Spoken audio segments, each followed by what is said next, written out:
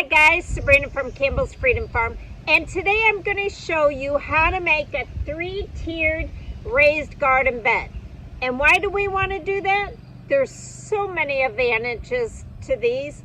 One, by being tiered, all the plants get the sun.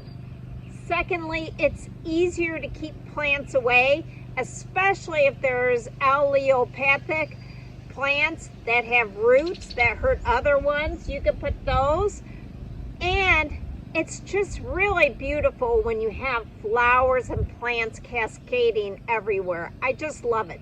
So let me show you how to make it. It's so easy. The first step is that we need to cut boards. So I start with the sides.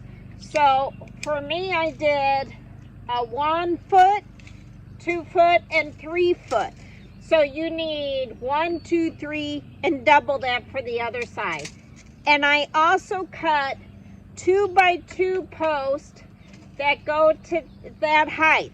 Now I'm going to set mine on bricks around, but if you want spikes to hold into the ground, then you want to make it longer. So mine is starting at 17 foot. I need 2 on each side, and then I need 1 a foot, and you get the point. So let me cut those really quickly.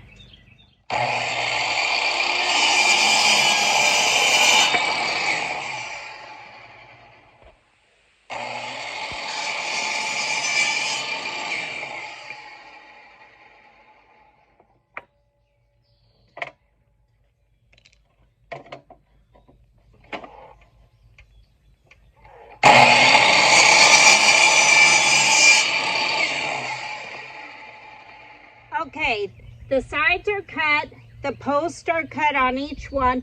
So all I'm going to do is use a nailer to temporarily hold it. And when I assemble it totally, then I use galvanized screws. So let me show you that step.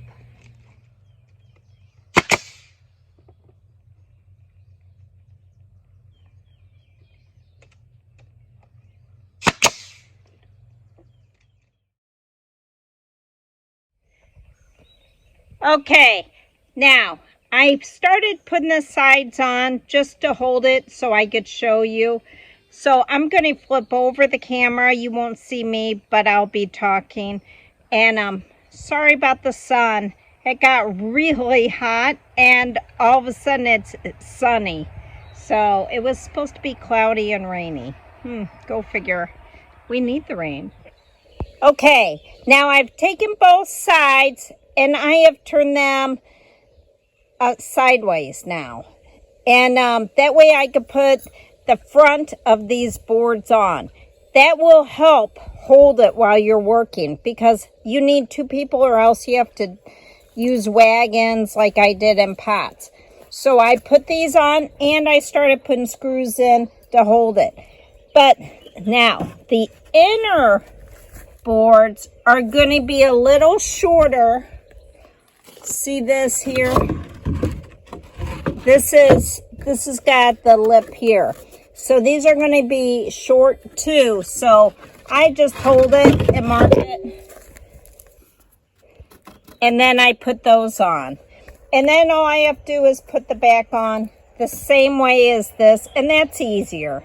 So let me put that on. Okay, now this step's optional.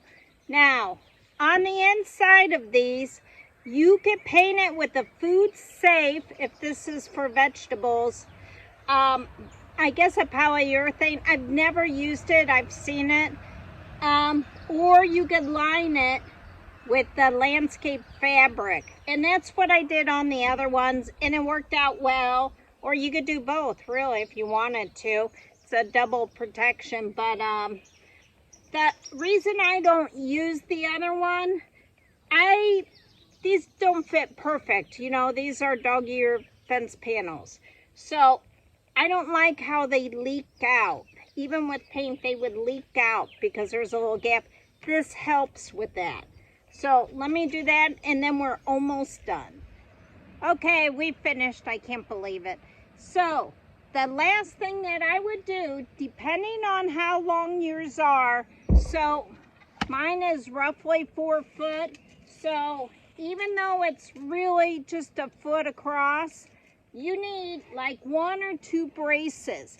You have an option of putting them on the outside because this is the back, nobody will see them, unless you're hooking back to back, which is fun too. Or you could cut some of these and put one this way and one on the inside and screw them together. And that's like a double support.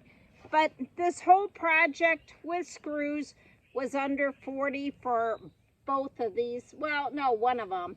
And not even 40 because I got the wood on sale on that Black Friday spring. So it was $20 worth of wood, which is great. So this is it, a 3-tiered raised garden bed. Next, we need to fill it, and that'll be the fun part. I'm going in for some iced tea. Have a great day. Please subscribe.